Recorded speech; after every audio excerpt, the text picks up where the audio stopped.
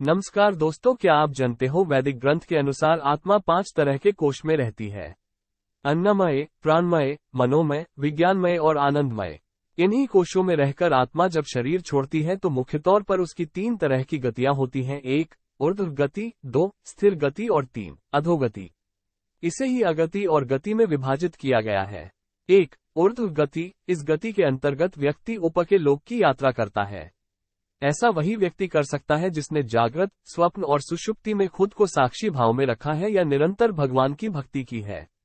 ऐसे व्यक्ति पितृ या देव योनि के सुख भोग कर पुनः धरती पर जन्म लेता है। 2 स्थिर गति। इस गति का अर्थ है व्यक्ति मरने के बाद न ऊपर के लोक गया और न नीचे के लोक में, अर्थात उसे यही तुरंत ही जन्म लेना होगा। ये जन्म उसका मनुष्य योनि का ही होगा। 3 अधोगति। जिस व्यक्ति ने किसी भी प्रकार का पाप करके या नशा करके अपनी चेतना या होश के स्तर को नीचे गिरा लिया है, वह नीचे के लोकों की यात्रा करता है। रेंगने वाले कीड़े मकोड़े या गहरे जल में रहने वाले जीव जंतु अधोगति का ही परिणाम है। अब जानिए पौराणिक मान्यता। पुराणों के अनुसार जब भी कोई मनुष्य मरता है या आत्मा शरीर को त्याग कर यात्रा प्रारंभ करती है तो इस दौरान उसे 3 प्रकार के मार्ग मिलते हैं। उस आत्मा को किस मार्ग पर चलाया जाएगा ये केवल उसके कर्मों पर निर्भर करता है। ये 3 मार्ग हैं: अर्ची मार्ग, धूम मार्ग और उत्पत्ति विनाश मार्ग। अर्ची मार्ग ब्रह्मलोक और देवलोक की यात्रा के लिए होता है, वहीं धूम मार्ग पितृलोक की यात्रा पर ले जाता है और उत्पत्ति विनाश मार्ग नर्क की यात्रा के लिए है। हालांकि सभी मार्ग से गई आत्माओं को कुछ काल भिन्न भिन्न लोक में रहने के बाद पुनः मृत्यु लोक में आना पड़ता है। अधिकतर आत्माओं को यहीं जन्म लेना और यहीं मरकर पुनः जन्म लेना होता है। यजुर्वेद में कहा गया है कि शरीर छोड़ने के पश्चात जिन्होंने तब ध्यान किया है वे ब्रह्मलोक चले जाते हैं, अर्थात ब्रह्मलीन हो जाते हैं। कुछ सत्कर्म करने वाले भक्तजन स्वर्ग चले जाते हैं। स्वर्ग अर्थात वे देव बन जाते हैं। राक्षसी कर्म करने वाले कुछ प्रेत्योनि में अनंत काल तक भटकते रहते हैं और कुछ पुनः धरती पर जन्म ले लेते हैं। जन्म लेने वालों में भी जरूरी नहीं कि वे मनुष्य योनि में ही जन्म लें। इससे पूर्व ये सभी पितृलोक में रहते हैं, वहीं उनका न्याय होता है। आत्मा 17 दिन तक यात्रा करने के पश्चात 18वें दिन यमपुरी पहुंचती है। गरुड़ पुराण में यमपुरी के इस रास्ते में वैतरणी नदी का उल्लेख मिलता है। वैतरणी नदी विष्ठा और रक्त से भरी हुई है। जिसने गाय को दान किया है वह इस वैतरणी नदी को आसानी से पार कर यमलोक पहुंच जाता है, अन्यथा इस नदी में वे डूबते रहते हैं और यमदूत उन्हें निकालकर धक्का देते रहते हैं। यमपुरी पहुंचने के बाद आत्मा पुष्पोदका नामक एक और नदी के पास पहुंच जाती है जिसका जल स्वच्छ होता है और जिसमें कमल के फूल खिले रहते हैं। इसी नदी के किनारे छायादार बड़ का एक वृक्ष है जहां आत्मा थोड़ी देर विश्राम करती है। यहीं पर उसे उसके पुत्रों या परिजनों द्वारा किए गए पिंडदान और तर्पण का भोजन मिलता है, जिससे उसमें पुनः शक्ति का संचार हो जाता है। यमलोक के 4 द्वार है। 4 मुख्य द्वारों में से दक्षिण के द्वार से पापियों का प्रवेश होता है। यम नियम का पालन नहीं करने वाले निश्चित ही इस द्वार में प्रवेश करके कम से कम 100 वर्षों तक कष्ट झेलते हैं।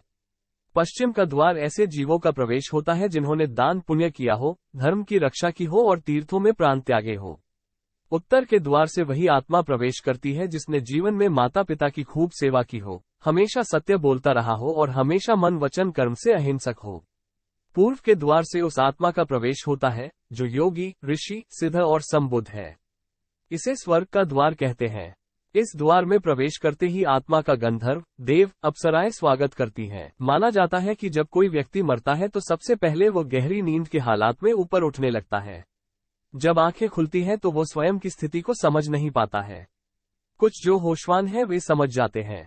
मरने के 12 दिन के बाद यमलोक के लिए उसकी यात्रा शुरू होती है। वो हवा में स्वतः ही उठता जाता है। जहां रुकावट होती है वहीं उसे यमदूत नजर आते हैं जो उसे ऊपर की ओर गमन कराते हैं। आत्माओं के मरने की दिशा उसके कर्म और मरने की तिथि अनुसार तय होती है। जैसे कृष्ण पक्ष में देह छोड़ दी है तो उस काल में दक्षिण और उसके पास के द्वार खुले होते हैं, लेकिन यदि शुक्ल में देख छोड़ी है तो उत्तर और उसके आसपास के द्वार खुले होते हैं। लेकिन तब कोई नियम काम नहीं करता जबकि व्यक्ति पाप से भरा हो। शुक्ल में मरकर भी वो दक्षिण दिशा में गमन करता है। इसके अलावा उत्तरायण और दक्षिणायन सबसे ज्यादा महत्व होता है। उत्तरायण में मरने वाले 4 द्वारों, 7 तोरणों तथा पुष्पोदका, वैवस्वती आदि सुरम्य नदियों से पूर्ण अपनी पुरी में पूर्व, पश्चिम तथा उत्तर के द्वार से प्रविष्ट होने वाले पुण्यात्मा को भगवान विष्णु के दर्शन होते हैं जो शंख, चक्र, गदा, पद्मधारी, चतुर्भुज, नीलाभ रूप में अपने महाप्रासाद में रत्नासन पर दर्शन देते हैं। ऐसी शुभ आत्मा स्वर्ग का अनुभव करती है और उसे शांति व स्थिरता मिलती है। स्वर्ग में रहने के पश्चात वो किसी अच्छे समय में पुनः अच्छे कुल और स्थान में जन्म लेती है।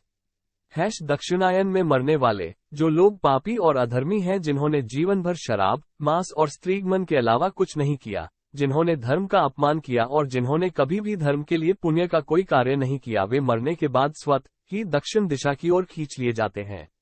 ऐसे पापियों को सबसे पहले तप्त लोहद्वार तथा पुए, शोणित एवं क्रूर पशुओं से पूर्ण वैतरणी नदी पार करना होती है। नदी पार करने के बाद दक्षिण द्वार से भीतर आने पर वे अत्यंत विस्तीर्ण सरोवरों के समान नेत्र वाले, धूम्रवर्ण, प्रलय मेघ के समान गर्जन करने वाले, ज्वालामय रोमधारी, बड़े तीक्ष्ण प्रज्वलित दंतयुक्त, संसी जैसे नखों वाले, चर्म वस्त्रधारी, कुटिल भरिकुटी भयंकरतम वेश में यमराज को देखते हैं। वहां घोरतर पशु तथा यमदूत उपस्थित मिलते हैं।